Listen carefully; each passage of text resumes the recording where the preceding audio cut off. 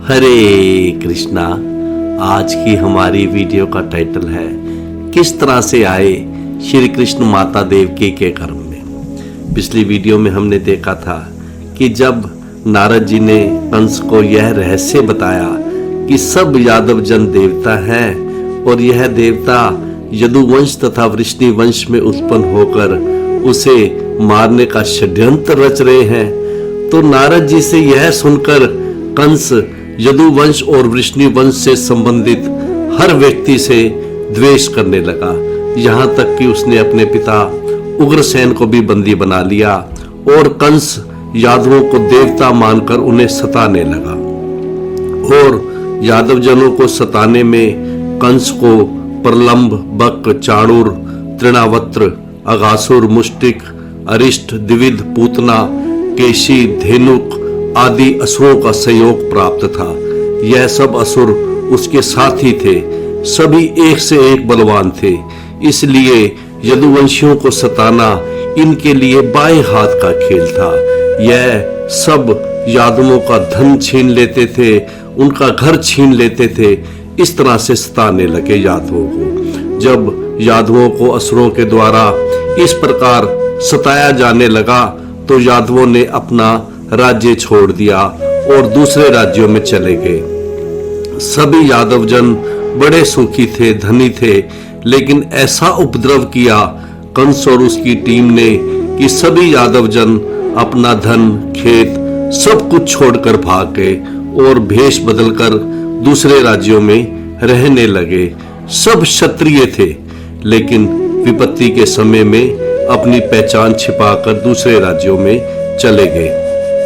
लेकिन कुछ यादव कंस के पास ही रुक गए, जैसे अक्रूर जी।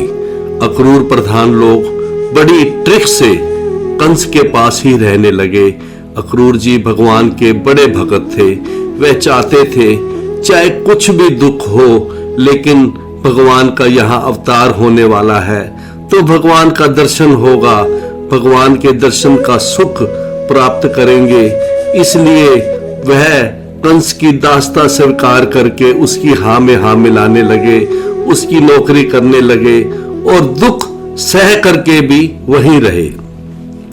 सुखदेव गोस्वामी जी आगे कह रहे थे पिछली वीडियो में कि जब उग्रसेन का पुत्र कंस देवकी के 6 पुत्रों का वध कर चुका था तो देवकी के गर्भ में श्री कृष्ण के ही अंश, जिन्हें बलराम जी कहा जाता है, जिनको विद्वान लोग अनंत भी कहते हैं, वह माता देवकी के गर्भ में प्रविष्ट हुए। तो जब बलराम जी माता देवकी के गर्भ में प्रविष्ट हुए तो माता देवकी का हर्ष और शोक दोनों एक साथ बढ़ रहे थे। कंस की क्रूरता याद आने पर शोक बढ़ जाता था और चूंकि भगवान सच्चिदानंद का स्पर्श हो रहा था उदर में, इसलिए आनंद अपने आप उभर आता था। इधर जब बलराम जी 7वें गर्भ के रूप में आ गए तो भगवान ने गोलोक धाम में विचार किया कि यह कंस मेरे भक्तों को, यादवों को इतना कष्ट दे रहा है, अब मुझे देर नहीं करनी चाहिए, अवतार लेना चाहिए। भगवान इतने भगत वत्सल हैं कि वह अपने भक्तों अर्थात यादवों के दुख को जान गए, क्योंकि भगवान विश्वात्मा है, भगवान प्रत्येक प्राणी के हृदय में रहते हैं। इसलिए भगवान कंस के द्वारा उत्पन्न किए गए दुख को जान गए और कंस के आक्रमण से अपने निजी भक्तों यदुवंशियों की रक्षा करने के लिए विश्वात्मा भगवान ने अपनी शक्ति योग माया दुर्गा जी को बुलाया और उसे इस प्रकार आदेश दिया। भगवान ने दुर्गा जी को आदेश दिया। भगवान ने कहा, हे देवी, हे कल्याणी, तुम व्रज भूमि में जाओ जो कि ग्वालों तथा गायों के साथ सज्जित है। उस व्रज भूमि में जाओ जहां अनेक ग्वाले तथा उनकी पत्नियां गायों के साथ रहती हैं। ब्रज भूमि तो 84 कोस में है। ब्रज में कहां जाना है भगवान क्लियर लोकेशन बता रहे हैं। भगवान बताते हैं कि हे दुर्गा, आप गोकुल नाम से विख्यात महाराज नंद के राज्य में जाओ। वहां पर मथुरा में रहने वाले वसुदेव जी की एक दूसरी पत्नी रोहिणी जी रहती हैं। तो मानो योग माया अर्थात दुर्गा जी पूछे कि वसुदेव जी की पत्नी रोहिणी नंद महाराज के घर में क्यों रह रही है, तो भगवान कहते हैं अरे केवल वही नहीं, वसुदेव जी की अन्य पत्नियां भी कंस के भय से वही नंद महाराज जी के यहाँ अज्ञातवास कर रही हैं व्रजभूमि में, और तुम कृपा करके वहां जाओ। दुर्गा जी ने आगे प्रार्थना की कि हे प्रभु मुझे वहां व्रज में जाकर करना क्या है, तो भगवान बोले तुम व्रज में जाओ और देवकी के गर्भ में मेरा एक अंश है जो कि शेष नाम से विख्यात है, वह मेरा ही स्वरूप है, मेरा ही अंश है, उनको देवकी के गर्भ से आदर के साथ निकाल करके रोहिणी के गर्भ में स्थानांतरित कर दो, किसी को पता ना चले, ना देवकी को, ना कंस को, ना रोहिणी को। भगवान आगे कहते हैं हे कल्याणी योग माया, जब इसके बाद भगवान कहते हैं कि हे कल्याणी इसके बाद मैं अपने अंश द्वारा अपने 6 ऐश्वर्यों से युक्त होकर देवकी के पुत्र के रूप में मैं प्रकट होऊंगा, और तुम महाराज नंद की महारानी यशोदा जी की पुत्री के रूप में प्रकट होना। और जब तुम यह काम करोगी तो मनुष्य तुम्हारी बहुत सेवा करेंगे, तुम्हारी बहुत पूजा करेंगे, तुम उनकी समस्त भौतिक इच्छाओं को, कामनाओं को पूरा करने वाली होगी। मनुष्य अनेक भेंटों यज्ञों के द्वारा तुम्हारी पूजा करेंगे। आगे भगवान ने दुर्गा जी को वर दिया था कि जब तुम ये काम करोगी अर्थात मेरे अंश को स्थानांतरित करोगी माता देवकी के गर्भ से माता रोहिणी के गर्भ में, तो मनुष्य पृथ्वी पर तुम्हारे बहुत नाम रखेंगे, तुम्हारे बहुत सारे नाम विख्यात होंगे, तुम्हारे लिए लोग बहुत मंदिर बनाएंगे, लोग तुम्हें पृथ्वी पर विभिन्न स्थानों में विभिन्न नामों से पुकारेंगे, जैसे दुर्गा, भद्रकाली, विजया, वैष्णवी, कुमुदा, चंडिका, कृष्णा, माधवी, कन्यका, माया, नारायणी, ईशानी, शारदा तथा अंबिका आदि। और आगे कहते हैं भगवान जिनको तुम देवकी के गर्भ से निकालकर रोहिणी के गर्भ में पहुंचाओगी उन्हें संसार में सब संकर्षण कहेंगे। वह गोकुल के सारे निवासियों को प्रसन्न रखने की क्षमता होने के कारण उनका एक नाम राम भी होगा, और अपनी प्रचुर शारीरिक शक्ति के कारण उन्हें बलभद्र भी कहा जाएगा। जब भगवान ने इस तरह आदेश दिया योग माया जी को, दुर्गा जी को, तो दुर्गा जी ने कहा ठीक है मैं स्वीकार करती हूँ, और उन्होंने चलते समय ओम कहा।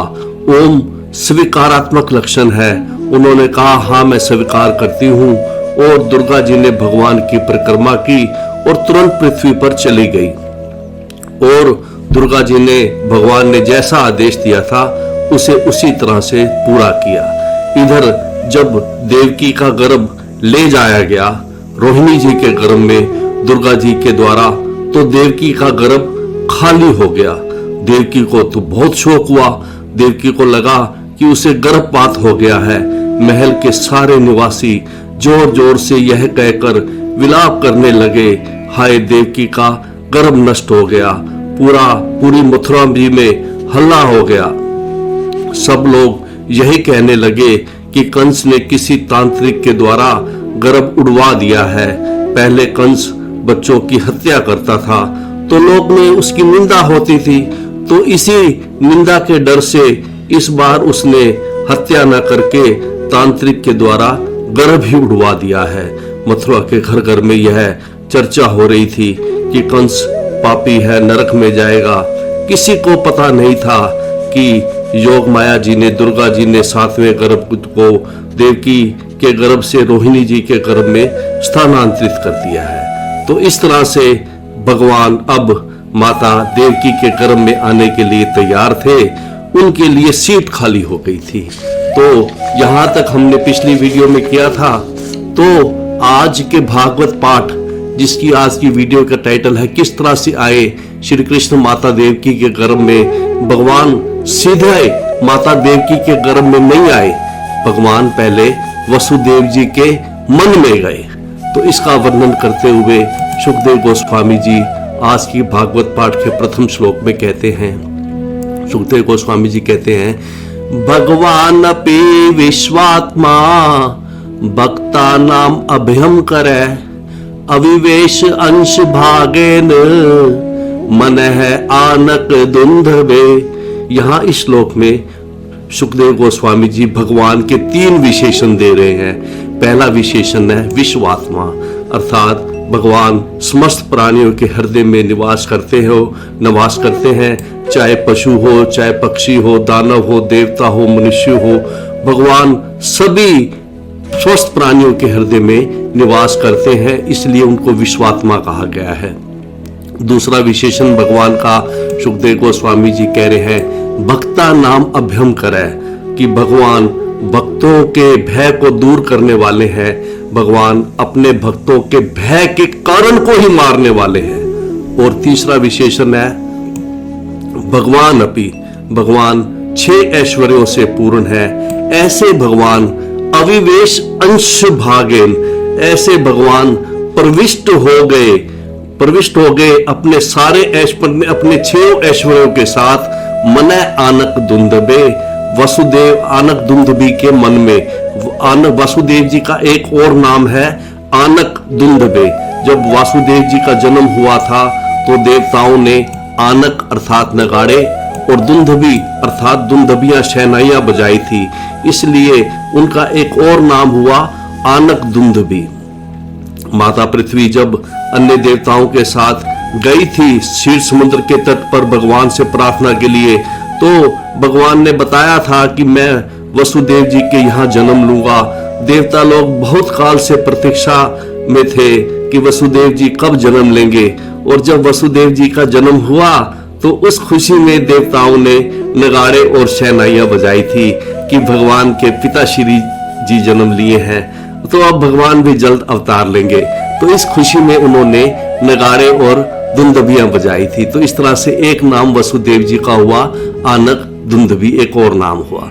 तो इस श्लोक के सरलार्थ में गुरु महाराज जी लिखते हैं कि इस तरह समस्त जीवों के परमात्मा तथा अपने भक्तों के भय को दूर करने वाले पूर्ण पुरुषोत्तम भगवान वसुदेव जी के मन में अपने पूर्ण ऐश्वर्य के समेत प्रविष्ट हो गए। भगवान सबसे पहले वसुदेव जी के मन में गए। गुरु महाराज जी कहते हैं कि ऐसे भगवान जो सबके हृदय में है, वह भगवान वसुदेव जी के मन में प्रवेश किए। इस संसार में कोई बच्चा जन्म लेता है तो किसी के मन में प्रवेश नहीं करता, गर्भ में प्रवेश करता है। प्रत्येक व्यक्ति का शरीर धातु से बना हुआ है, लेकिन भगवान तो भगवान है, अप्राकृतिक है, इसलिए भगवान वसुदेव जी के मन में प्रवेश किए। यहाँ यह प्रश्न उठता है कि भगवान ने वसुदेव जी के मन में क्यों प्रवेश किया, देवकी के मन में या देवकी के उदर में क्यों नहीं चले गए। गुरु महाराज जी इसका कारण बताते हैं। भगवान ने सोचा, आज तक सभी यही प्रचार, सब जगह यही प्रचार होता है कि भगवान मन और इंद्रियों से परे हैं, मन से उनका चिंतन नहीं किया जा सकता, भगवान अचिंत्य है। तो इस बात से भगवान को बड़ा दुख हो रहा था कि हमारे भक्तों के मन को विचलित किया जाता है। तो भगवान ने वसुदेव जी के मन में प्रवेश करके अपने भक्तों को आश्वासन दिया कि जो भगत मेरी भक्ति करते हैं उनके मन में मैं स्वयं ही आ जाता हूँ। भगवान वसुदेव जी के मन में प्रवेश करके अपने भक्तों का उत्साह वर्धन कर रहे हैं। भले ही हमारा मन भगवान को नहीं पकड़ सकता, परंतु भगवान तो हमारे मन में आ सकते हैं, उन्हें कौन रोक सकता है।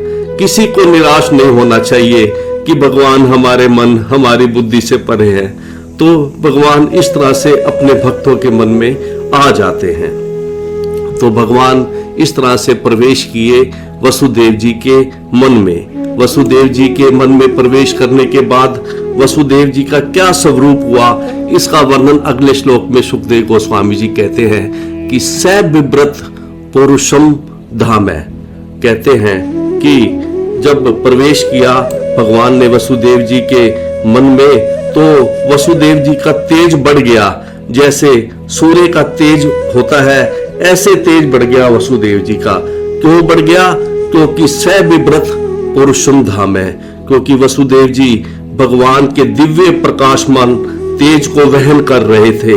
भगवान के स्वरूप को जब वसुदेव जी ने अपने मन में धारण किया तो विराजमान है यथा रवि। तो वसुदेव जी का तेज सूर्य के समान बढ़ गया, उनका शरीर चमकने लगा। गुरु महाराज जी कहते हैं कि इस संसार में सबसे प्रकाशित वस्तु है सूर्य। तो उससे उसकी उपमा कर रहे हैं सुखदेव गोस्वामी जी। इस कारण से सूर्य के समान चमकीले बन गए वसुदेव जी जब उन्होंने मन में धारण कर लिया भगवान को। तो दुरासद अति दुर्धर्ष है। तो जब इस तरह से जब वो सूर्य के समान चमकीले हो गए तो उनकी ओर लौकिक दृष्टि द्वारा देखना या उन तक पहुंचना कठिन हो गया।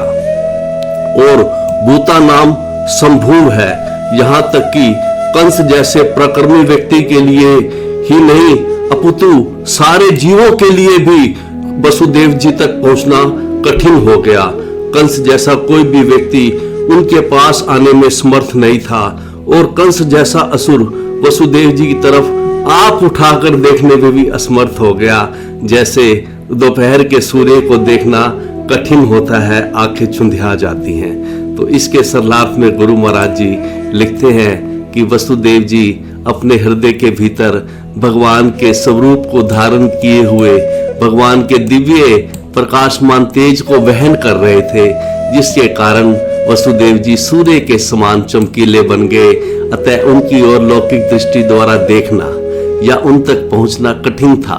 यहाँ तक कि वे कंस जैसे पराक्रमी व्यक्ति के लिए ही नहीं अपितु सारे जीवों के लिए भी दुर्धर्ष थे, अर्थात उन तक पहुंचना, वसुदेव जी तक पहुंचना बड़ा कठिन था। तो अगले श्लोक में कहते हैं कि पहले वसुदेव जी के मन में भगवान का आविर्भाव हुआ और फिर किस तरह भगवान वसुदेव जी के मन से देवकी जी के मन में आए, इसका वर्णन सुखदेव गोस्वामी जी इस श्लोक में कर रहे हैं। सुखदेव गोस्वामी जी कहते हैं, ततः जगत मंगलम अच्युत अंशम स्माहितम शूर सुतेन देवी दधार सर्वात्मकम आत्म भूतम काष्ठा यथानंद करम मनस्तय। कहते हैं कि ततः तत्पश्चात जगत मंगलम संपूर्ण जगत के लिए सर्व मंगलमय अच्युत अंशम समस्त ऐश्वर्यों से युक्त भगवान अपने स्वांशों समेत वसुदेव जी के मन से देवकी के मन में समाहितम स्थानांतरित कर दिए गए। किसके द्वारा? शूर सुतेन वसुदेव जी के द्वारा। वसुदेव जी ने अपने मन से भगवान को देवकी के मन में दे दिया बड़ी सावधानी से। गुरु महाराज जी कहते हैं कि समर्थ पुरुष अपने मन से भगवान को दूसरों के मन में दे सकते हैं।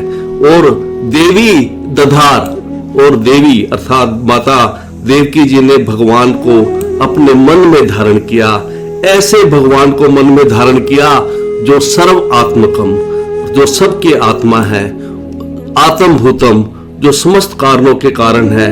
ऐसे भगवान को देवकी जी ने अपने मन में धारण किया और देवकी जी भगवान श्री कृष्ण को अपने अंतःकरण में धारण करने के कारण ऐसे सुंदर हो गई, काष्ठा यथा आनंद करम मनस्तय, ऐसे सुंदर हो गई जिस तरह उदित चंद्रमा को पाकर पूर्व दिशा सुंदर हो जाती है। तो इसके सरलार्थ में गुरु महाराज जी ने लिखा है कि तत्पश्चात परम तेजस्वी संपूर्ण जगत के लिए सर्व मंगलमय समस्त ऐश्वर्यों से युक्त भगवान अपने स्वांशों समेत वसुदेव जी के मन से देवकी जी के मन में, वसुदेव जी के मन से देवकी के मन में स्थानांतरित कर दिए गए।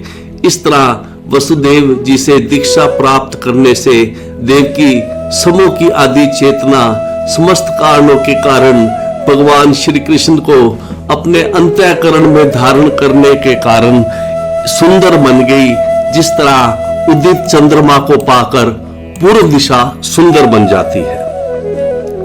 तो जब भगवान वसुदेव जी के मन से देवकी जी के मन में आए तो माता देवकी की शोभा का आस्वादन केवल एक व्यक्ति कर रहा था, वो थे वसुदेव जी। तो जब वसुदेव जी ने भगवान को अपने मन से देवकी के मन में दे दिया तो देवकी परम आनंदमय हो गई थी, परम तेजस्वी हो गई थी। उस समय देवकी कारागृह में थी, दूसरे लोग माता देवकी का दर्शन नहीं कर सकते थे। इस बात से सुखदेव गोस्वामी जी को बहुत अफसोस हो रहा था। वह कहते हैं, सा देव की सर्व जगत निवास निवास भूता नित्राम नारेजे भोजेंद्र गए अग्नि शिखाई विरुद्धा सरस्वती ज्ञान खले यथाश्रुति। कहते हैं कि सा देवकी, कि वह देवकी, वह माता देवकी, कहते हैं कि उस माता देवकी का गर्भ अब निवास बना हुआ था। सा देवकी निवास भूता, उस माता देवकी का गर्भ अब निवास बना हुआ था उन प्रभु का जिनमें सर्व जगत निवास, जिसमें सारा जगत निवास करता है, सारा जगत जिनके भीतर रहता है, वह प्रभु अब माता देवकी जी के गर्भ में आ गए थे। भगवान देवकी के मन से देवकी जी के उदर में आ गए हैं। और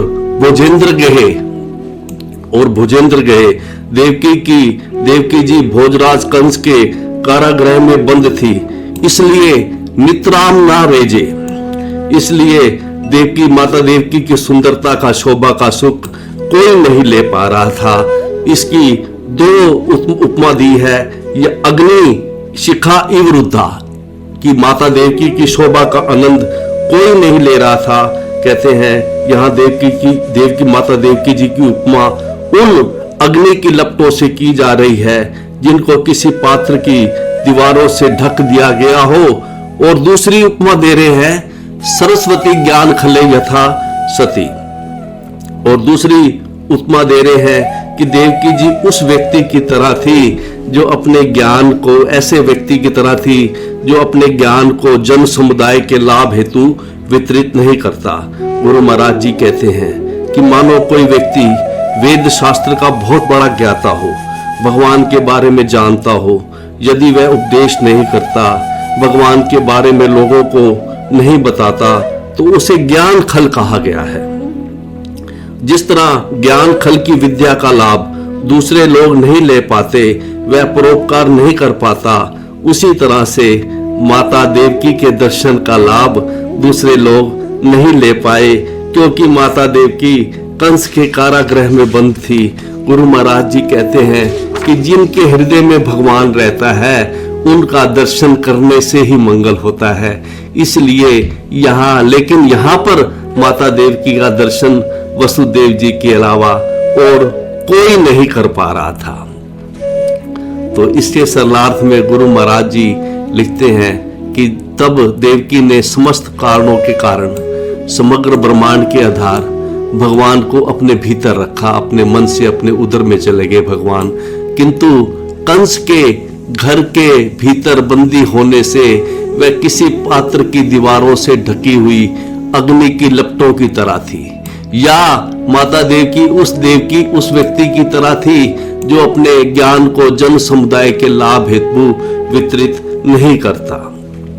तो इस तरह से जब भगवान माता देवकी के गर्भ में आ गए, इधर कंस दिन गिन रहा था।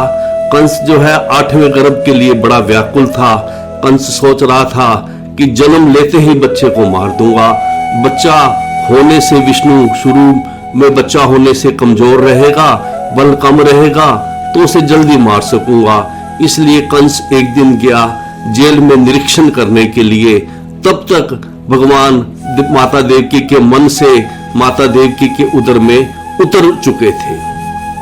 तो वहां जाकर कंस ने देखा, ताम विक्षे कंस ने क्या देखा?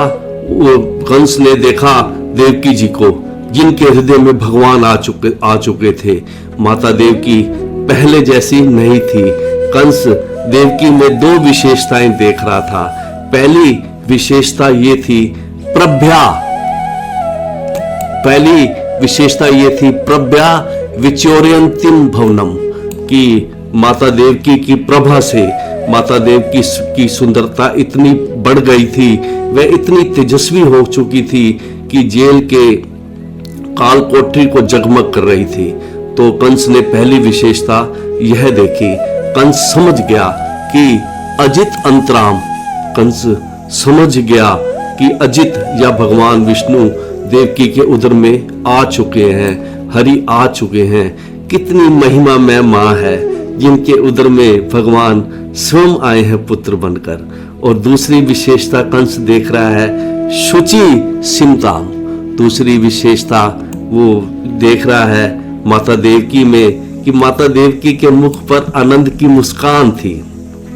8वें गर्भ से पहले माता देवकी प्राय दुखी रहती थी, यह सोचकर कि कंस वध कर देगा मेरे बच्चे का। यहाँ तक कि जब बलराम जी भी गर्भ में आए थे तो माता देवकी का हर्ष और शोक दोनों बढ़ रहे थे। उनको मालूम नहीं था कि बलराम जी गर्भ में हैं।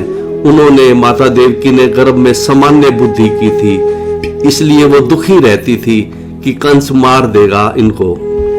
चूंकि आनंद घन भगवान उदर में थे, इसलिए भगवान से आनंद भी विकीर्ण हो रहा था, इसलिए हर्ष और शोक दोनों बढ़ रहे थे। परंतु जब भगवान श्री कृष्ण आए उदर में तो माता देवकी का भय चला गया, शोक चला गया, केवल आनंद छा गया। माता देवकी को विश्वास हो रहा था कि कंस इनका वध नहीं कर पाएगा। कंस सोचने लगा और अपने आप से ही कंस कहने लगा कि आह ऐश में प्राण हर अरि गोहाम। और कंस जो है वो अपने आप से ही कहने लगा कि निश्चित ही मेरी जान लेने वाले हरि इसके उदर में आ चुके हैं। कैसे उसको ये लगा कि आ चुके हरि? कहते हैं कि ध्रुवम श्रितय यत ना पुरा यम ईदृशी, कहते हैं क्योंकि देवकी पहले ऐसे तेजस्वी कभी नहीं थी। इसके पूर्व देवकी कभी भी इतनी तेजवान तथा प्रसन्न नहीं दिखी थी।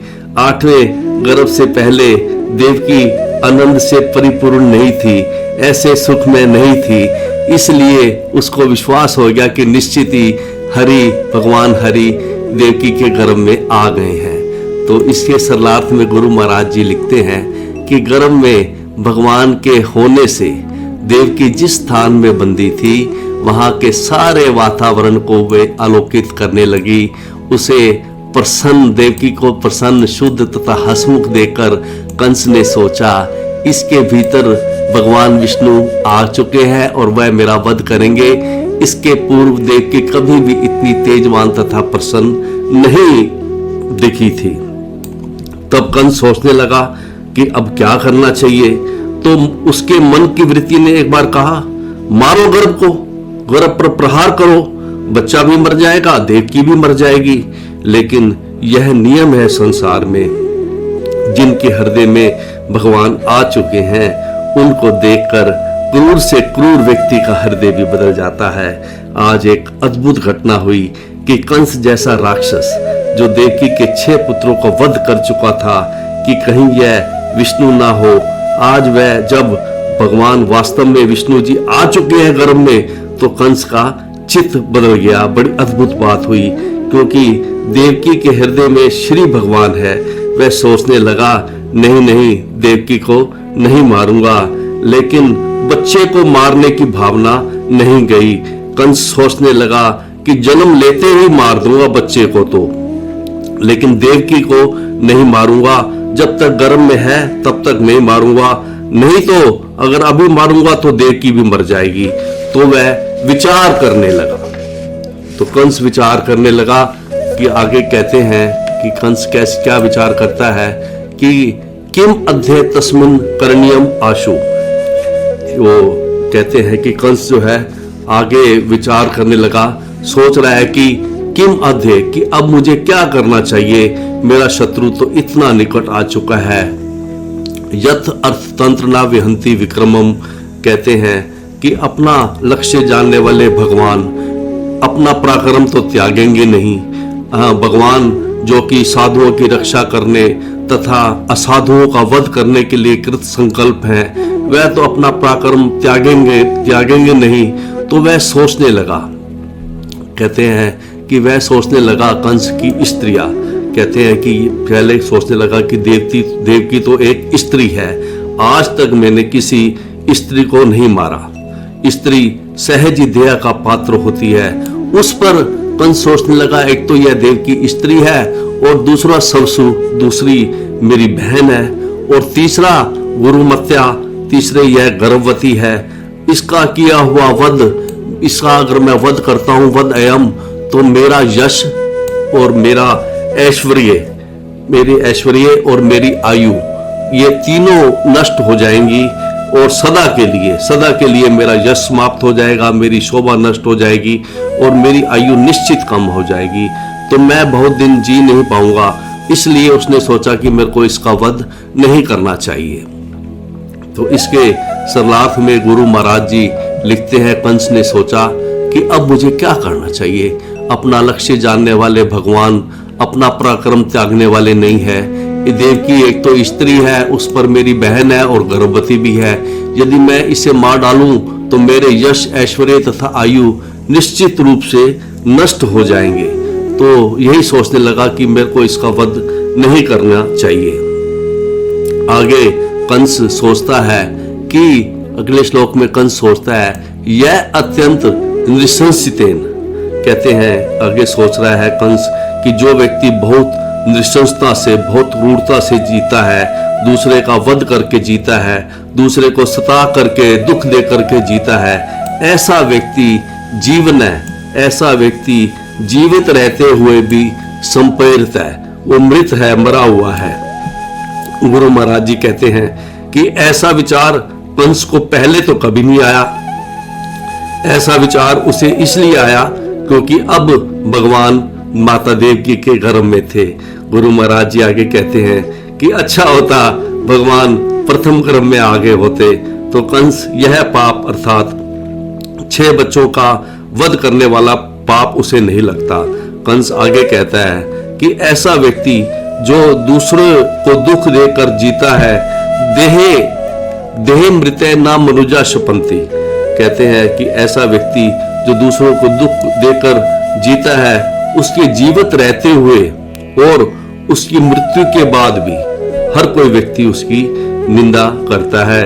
जब तक वह इस देह में रहता है तब भी लोग उसकी निंदा करते हैं और उसकी मृत्यु के बाद भी सभी लोग उसकी निंदा करते हैं। जो व्यक्ति तनुमानिन है, अर्थात कहते हैं कि जो व्यक्ति तनुमानिन है, जो व्यक्ति अपने शरीर को ही सब कुछ मानता है, अपने शरीर के लिए दूसरे प्राणियों की हत्या भी करने पड़े वह करता है, जैसे मांसाहारी लोग। ऐसे देहात्म बुद्धि वाले लोग मरने के बाद गंता तमा अंधम, निश्चित है ध्रुवम, कहता है कि निश्चित है कि ऐसे लोग, मांसाहारी लोग निश्चित ही अंधतम नरक में जाते हैं, इसमें कोई संदेह नहीं है, ध्रुव है, निश्चित है।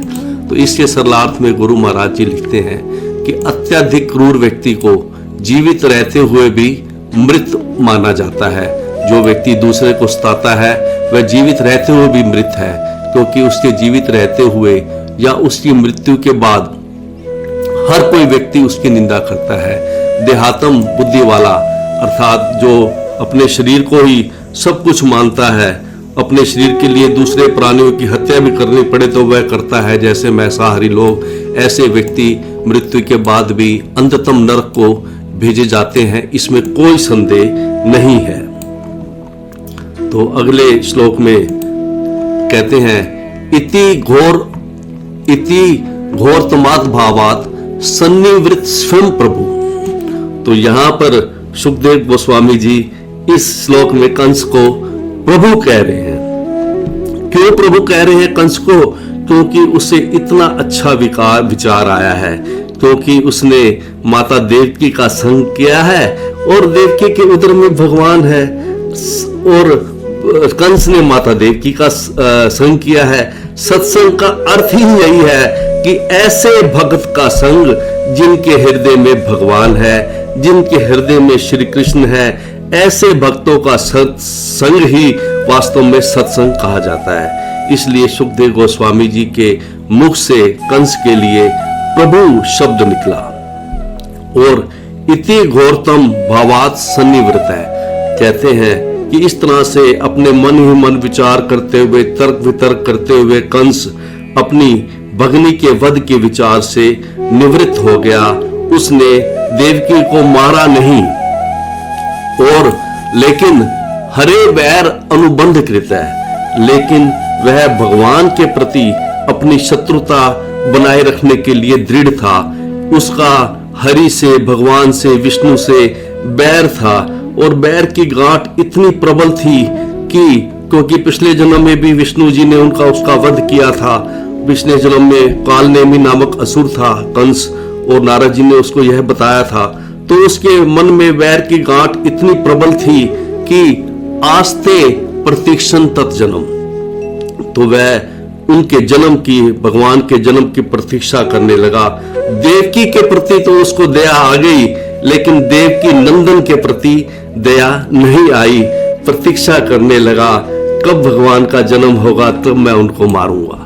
तो इसके सरलार्थ में गुरु महाराज जी लिखते हैं कि सुखदेव गोस्वामी जी ने कहा, इस तरह तर्क वितर्क करते हुए कंस यद्यपि भगवान के प्रति शत्रुता बनाए रखने के लिए दृढ़ था, किंतु अपनी बहन का जघन्य वध करने से कतराता रहा। उसने भगवान के जन्म लेने तक प्रतीक्षा करने और तब जो आवश्यक हो करने का निश्चय किया। उसने निश्चय किया कि देवकी का वध नहीं करूंगा, लेकिन मैं प्रतीक्षा करूंगा, जब भगवान जन्म लेंगे तब जो आवश्यक होगा मैं करूंगा। तो इस तरह से अगले श्लोक में सुखदेव गोस्वामी जी कहते हैं, लेकिन वैर के कारण उसका इतना आवेश था कि कंस जो है एक क्षण के लिए भी श्री कृष्ण को भूलता नहीं था। उसे हमेशा श्री कृष्ण की याद रहती थी, यहाँ तक कि आसीन बैठा रहता था तो भी चिंतन ऋषिकेशम, उस समय भी वो श्री कृष्ण का ही चिंतन करता था शत्रु भाव से। उसे यही भय लगा रहता था कि कभी भी प्रकट होकर श्री कृष्ण मुझे मार सकते हैं। संविषण और लेटे हुए भी वो चिंत्यमान ऋषिकेशम, लेटे हुए भी श्री कृष्ण का चिंतन करता था। नींद तो उसे कभी आई ही नहीं। और तिष्ठन खड़े हो रहते हुए भी वो चिंत्यमानी ऋषिकेशम, खड़े रहते हुए भी वो श्री कृष्ण का चिंतन करता था। भुंजान खाते समय भी श्री कृष्ण का चिंतन, पर्यटन महिम घूमते हुए भी श्री कृष्ण का चिंतन। और ऐसा गुरु महाराज जी कहते हैं कि ऐसा चिंतन कोई सामान्य भक्त नहीं कर सकता था जैसे कंस कर रहा था श्री कृष्ण का चिंतन। और अपश्यते तत्मयम जगता है, यहाँ तक कि इस तरह से वो चिंतन करता था कि वो सारे विश्व को कंस विष्णु में देख रहा था। दूसरे शब्दों में कंस अपने सर्वव्यापक शत्रु का चिंतन करते करते प्रतिकूल भाव से कृष्ण भावना भावित हो गया। तो इसके सलाह में गुरु महाराज जी लिखते हैं कि कंस की क्या स्थिति थी कि सिंहासन पर अथवा अपने कमरे में बैठे हुए, बिस्तर पर लेटे हुए, कहीं भी रहते हुए, खाते हुए, सोते हुए, कंस केवल अपने शत्रु भगवान ऋषिकेश को ही देखता था। दूसरे शब्दों में कंस अपने सर्वव्यापक शत्रु का चिंतन करते करते कंस जो है प्रतिकूल भाव से कृष्ण भावना भावित हो गया था। तो आज की जो हमारी वीडियो का टाइटल था कि किस तरह से आए भगवान माता देवकी के कर्म में, तो इसको आज हमने पूरा किया है। तो अगली सीटिंग में हम देखेंगे कि अब कंस अपने महल में वापस चला गया। उसने माता देवकी को नहीं मारा, उसने वेट करने का निश्चय किया कि कब 8वां पितृ होगा तभी मैं जो करना होगा करूंगा। तो उसके बाद अगली सीटिंग में हम देखेंगे कि गर्भस्थ देवताओं, सभी देवता गण आए थे। जब माता देवकी के गर्भ में भगवान थे तो सभी देवता आए थे भगवान श्री कृष्ण की स्तुति करने के लिए। तो जिसको कि हम अगली सीटिंग में लेंगे, तब तक के लिए हरे कृष्णा।